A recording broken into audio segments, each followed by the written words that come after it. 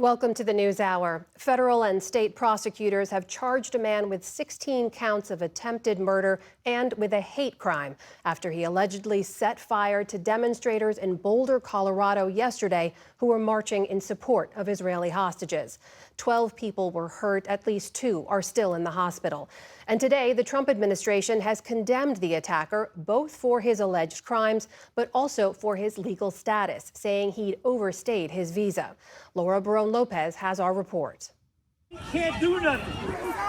Stay away, stay away. Dramatic cell phone video showed a chaotic scene of people rushing to treat burn victims outside the courthouse in downtown Boulder, after a man set fire to a group of pro-Israel demonstrators who held weekly walks to raise awareness about Israeli hostages. Everybody get back. Everybody get back. An organizer with the group, Run for Their Lives, described his horror. We want to help them. And then this is when we all retreated and realized that he doesn't care. He's there to harm as much as possible. Law enforcement said the suspect, who has been identified as 45-year-old Mohammed Sabri Soliman, used a makeshift flamethrower and other incendiary devices on the crowd before he was taken into custody. I saw fire, I saw people falling and screaming and crying and tripping. He had 3 Molotov cocktails. One of them he threw inside of a group, and one lady lit on fire from head to toe. The FBI said he had at least 16 more Molotov cocktails in his possession.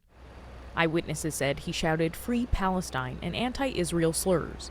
Today, prosecutors charged Soliman with a federal hate crime and at the state level, 16 counts of attempted murder. We fully intend to hold Mr. Soliman accountable for his actions, and these charges are the first step.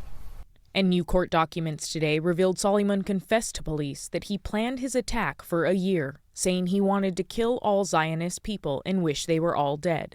And he said he would do it again. This has every single sign of being a hate crime. Colorado's Attorney General and FBI leaders signaled that Soliman's intent was clear. This is a targeted act of violence, and the FBI is investigating this as an act of terrorism.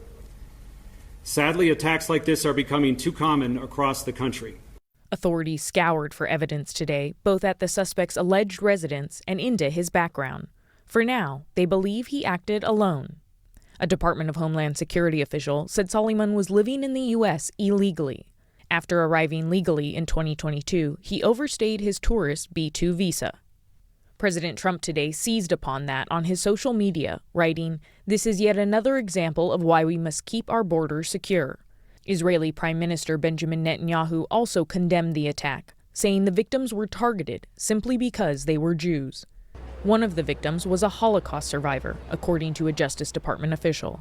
Hate-fueled acts of violence have no place in our community, and we will use every tool and resource available to hold those who commit such acts fully accountable. This week's attack is the latest in a spike in anti-Semitic violence in the United States, marking the second attack in as many weeks. Last month, 2 Israeli embassy staffers were murdered outside an event at the Capitol Jewish Museum in Washington, D.C. That suspect also shouted "Free Palestine" as he was being arrested. For the PBS NewsHour, I'm Laura Barone-Lopez.